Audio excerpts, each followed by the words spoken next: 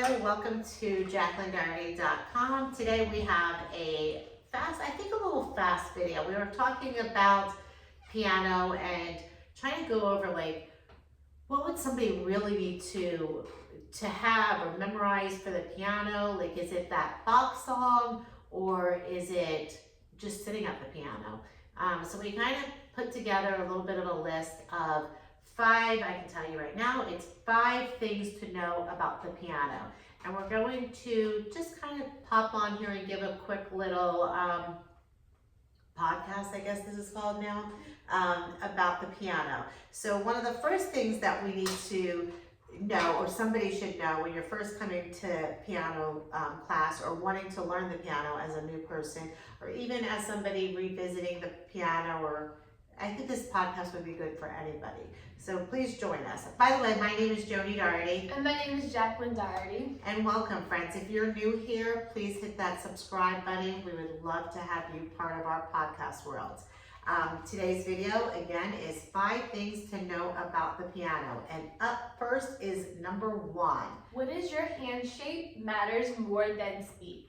So if you focus on your hand shape, the hand shape should be really relaxed, because if you have it too far down, like elbows underneath, you can get some type of bad wrist problem. If you bring it too high up, same thing. You kind of want to bring it down, and you want to imagine like your hand is like a road, and you should be able to take a car, like a toy car, and roll it against your wrist. And if your wrist is too high up, then that means that it's gonna like hurt you later down the road. You might not feel it now, but later down it will. It also helps with like the tone, because if you're in the wrong position, you're not gonna get the prettiest tone. And also, if you bring it too far down, you're not gonna have so much control for the keys. So having the proper hand position is gonna help with the speed, because you wanna have it nice and curved, nice and relaxed. Your joints should be able to move flexibility. They shouldn't be so stiff. Like your wrist shouldn't be like locking. They should be nice and relaxed. Have like where your wrists are able to bounce, where you have control of your hands. And if you notice, I know we're showing on the table here, but you want to use your fingertips. You're not using your full fingers or your full hands. You're using your fingertips, and also also like curved fingers, like practice the curve. Put a ball underneath to get that like analogy of like curved hands. So you're not like kind of going too high or too low. Having that nice ball to have like where you build a shape. That's one way you can work on it. And that's something you can practice at a regular table too. Just practicing. Don't use the table. Use the tables as a sport, so don't ruin the table. But you can always practice like your hand motions at a Wrists table. are nice and flexible. Try not to stiff them up, because if you stiff it up, you're gonna hear it in the piano. Think about it this way: everything that you kind of do, you might not feel it, but you do hear it. Like you're gonna hear the donging noise if you're being too like stiff. You're gonna hear it if you're being too quiet. You're gonna hear it. So you do want to be like self-awareness of that, because your hands do control it. Like you might think it's just your hands, but there's also your arms too. Yeah, you want to put that hand. I think the takeaway is to have curved fingers and to prevent hand tension. Don't have any wrist tension or something. Loosen up. Good shapes equal good sounds. Always think that way. So make sure you're not cheating that. You're focusing on getting it. Because right now you might be stuck here, but your goal is to be out here. So right now doing this, is working. But and make it relaxed. Make it relaxed. Don't be so stiff. Yeah. Up next for number 2 is middle C is our home base. So middle C, pretty much to explain it, it's the middle of the piano. Middle C is kind of tells you from middle C and up, those are the high notes. Middle C and down, those are low notes. Also, another thing about middle C is it's like the center point of the piano, and it directs you where to go. And you can find middle C very easily on the staff with it will be, so you have 5 lines, 4 spaces, 5 lines, 4 spaces, and then you'll have 1 line here, and that'll be middle C right there. And middle C can be shared with your thumbs. When you see middle C, they'll put treble clef, and that means that your pinky's now moving, your left hand pinky's now moving up, or your right hand pinky's moving up. So middle C. I like to say that everything is organized kind of around that middle C.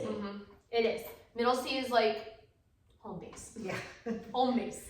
Focus and learn your middle C. Find it on that thing. Try to look up and put your hand down. You know, make sure it's curved.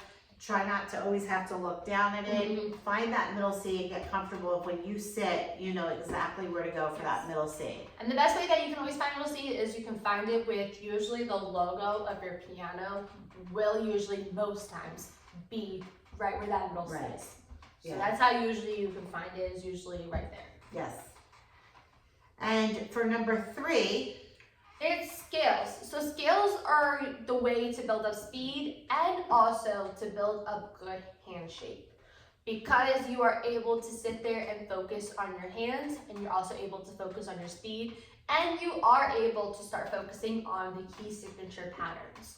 So and they also gives you practicing your scales and memorizing your scales, not looking down, memorizing them, gives you your key awareness. So it will help you be able to play songs faster and easier, because you're going to know where your different keys are to do that.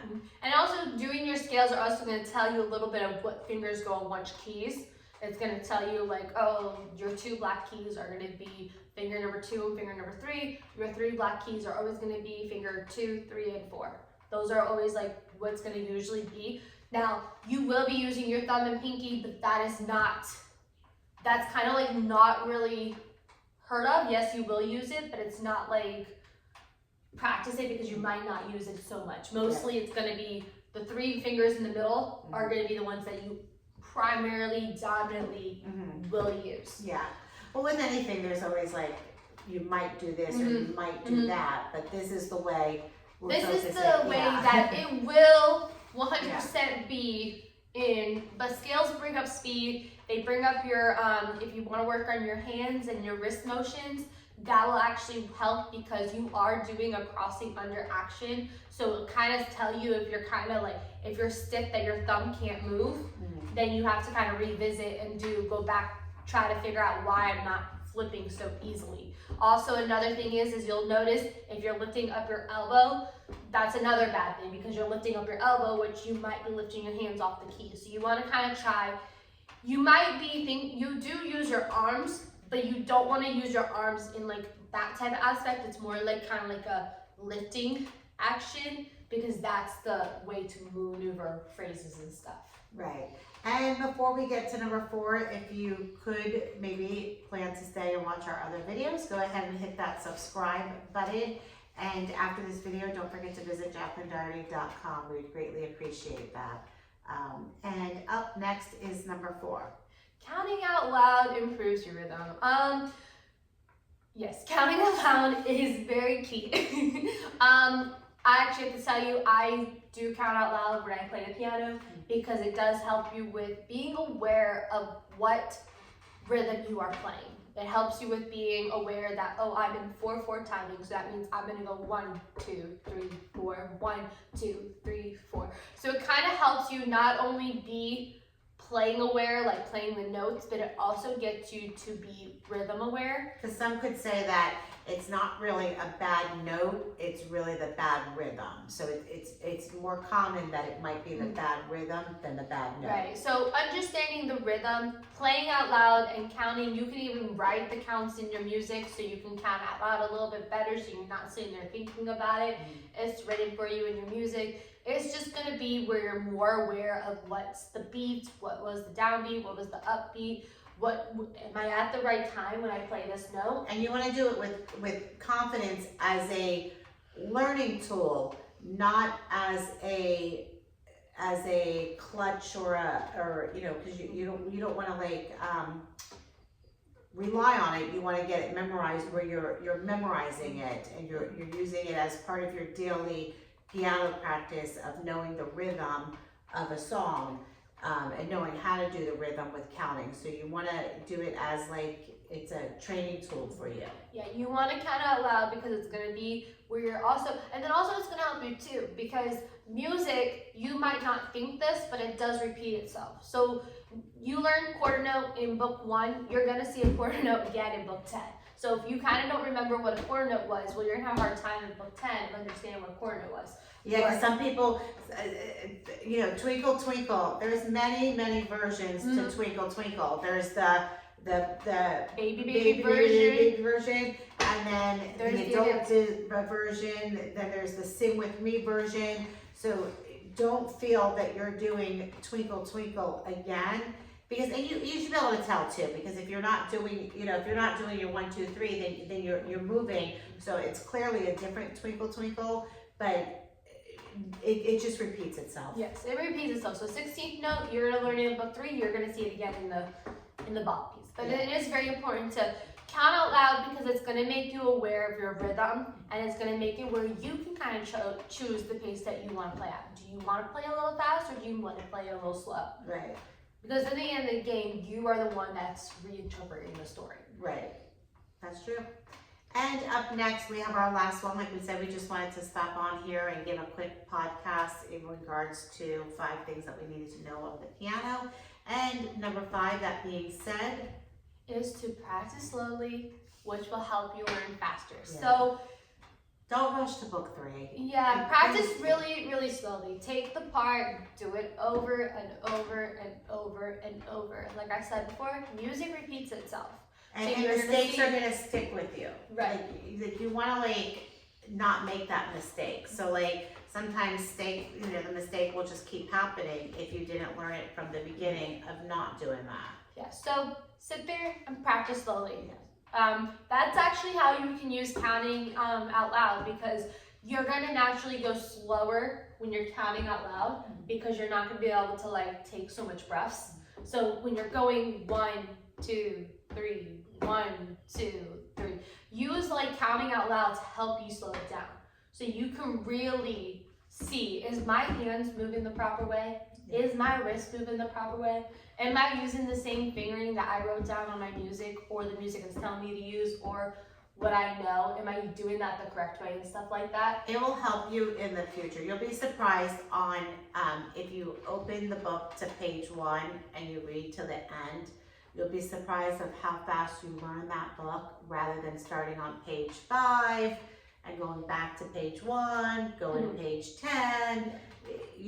And most books for the piano, the educational lessons books, are meant to go from page 1, book 1, page 1, to book whatever, to page whatever. And, stop and learn that page. Even the simplest thing of sitting correctly at the piano, walking up to the piano correctly is very important. So we hope you enjoyed this podcast. Thank you so much. We do hope that you subscribed, and if you're already subscribed, we thank you so much for subscribing. If you could, please reach out and visit jacklyndougherty.com. We would love to hear what other videos or podcasts you would like us to do for you. Just drop a line in the comments, or just drop a hello, and we'd love to say hello back to you. Thank you so much. Thank you, Jacklyn, for sharing your knowledge with us. Thank you so much for coming in with me today. So, thank you so much. Much love. Much love.